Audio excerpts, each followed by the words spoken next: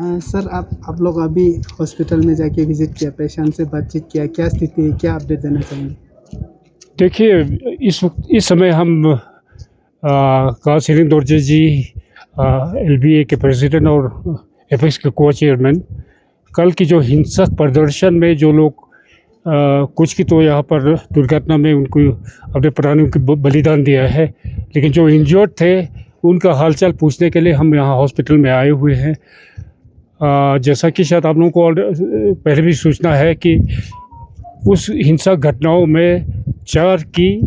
जो है उन्होंने अपनी प्राण गंवा दिए पुलिस की फायरिंग में। बाकी इंजर्ड की संख्या काफ़ी तादाद में यहाँ है, जिनको 4 की हालत बहुत सीरियस बताया जाता है और एक का डॉक्टर साहबा ने बताया कि उनको आज जहाज़ के ज़रिए एम्स में रेफ़र किया गया है। बाकी 3 की हालत बहुत ही क्रिटिकल था, लेकिन आज बिल्कुल उनकी हालत में सुधार इस तरह से हुआ, वो बिल्कुल डेंजर 90% डॉक्टरों का कहना है कि आउट ऑफ डेंजर है। इसी तरह बाकी जो जिनको माइनर इंजरीज है या कुछ की काफ़ी हद तक सीरियस इंजरीज है, ऑपरेशन हुआ है, बहुत टाइमली हॉस्पिटल में पहुंचना और डॉक्टरों की इमीडिएट अटेंशन की वजह से उनकी हालत में सुधार हुआ है, वो मरने से बचे हैं। नहीं तो कैजुअलिटी बहुत ज़्यादा होने की भी अंदाज़ा लगा रहे हैं डॉक्टर साहबन। तो हमें खुशी है कि जितने भी यहाँ पर इंजर्ड है उनकी हालत आप में सुधार आया है और वो 90% डॉक्टरों का कहना है ठीक है। बाकी ओवरऑल जो इस समय लेह में हालत नॉर्मल है, शांति है, लेकिन सभी दुकानें यहाँ पर बंद है। आवाजाही में भी थोड़ा बहुत लोगों को मुश्किलात है, तो हम इंतज़ामिया से गुजारिश करना चाहेंगे जो हॉस्पिटल में मिलने के लिए आने वालों को भी थोड़ा पुलिस वगैरह तंग कर रहे हैं, तो हम उनसे गुजारिश करना चाहेंगे कि उनको खुली छूट होनी चाहिए। और बाज़ार में जैसे कि कर्फ्यू नहीं है, सिर्फ 156 लगा हुआ है, तो उसमें 5 से कम लोगों की चलने आने जाने में कोई रुकावट नहीं होनी चाहिए। इससे आम लोगों को काफ़ी दुश्वारियां हो रही है और विशेष तौर से जो हॉस्पिटल में मरीज़ जो यहाँ पर भर्ती है उनसे मिलने के लिए जो आ रहा है उनको भी बार बार पूछताछ और तंग किया जा रहा है। तो उसके बारे में हम इंतज़ामिया से पुलिस इंतज़ामिया से भी गुजारिश करना चाहेंगे कि इस तरह की वो जो दुश्वारियाँ हैं उसको ना होने दे, क्योंकि हालात अभी नॉर्मल की तरफ आ रहा है। तो इसमें इस तरह की सख्ती बरतने की कोई हमें ज़रूरत नहीं दिखती है।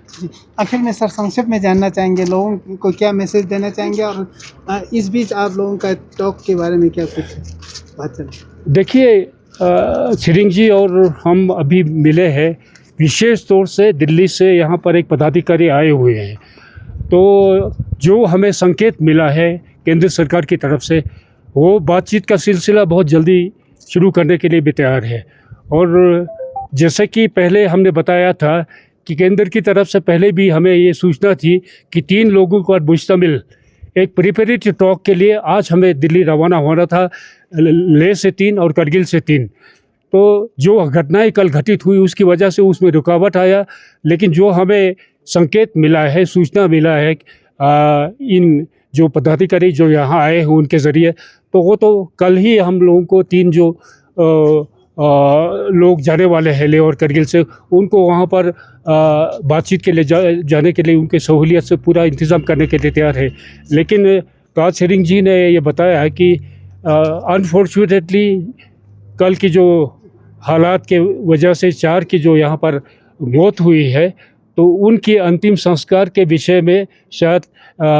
शेरिंग जी को यहाँ पर रुकना पड़ेगा। तो हम आपस में चर्चा करने के बाद, एपेक्स में चर्चा करने के बाद हम ये कोशिश करेंगे जितना जल्दी हो सके हम दिल्ली रवाना हो। और जो HP के साथ है, हमने उनको ये इशारा भी दिया कि जो प्रिपरेटरी मीटिंग के लिए 6 लोग जाना है, उनकी तो मीटिंग बहुत जल्दी हो, और इसी के साथ ही एक दिन हमें रुकना भी पड़े, रुक के HPC की मीटिंग भी अगर कर लेते हैं तो इससे लद्दाख में जो हालात को नॉर्मल में लाने में काफ़ी सहूलियत होगी। तो हम उम्मीद करते हैं कि इस बारे में हम चर्चा करके केंद्र को हम सूचना दे देंगे, तो उसके बाद ये सिलसिला जल्दी शुरू होने की हमें उम्मीद है। और इन द मीन टाइम हम लद्दाख के तमाम लोगों को, विशेष तौर से युवा लोगों को हम गुजारिश करना चाहेंगे कि अनफॉर्चुनेट जो स्थिति हुई है उसकी वजह से जो ज़्यादती चाहे इंतज़ामिया की तरफ से हुई हो या हमारी तरफ से भी कुछ खामियां रही हो, तो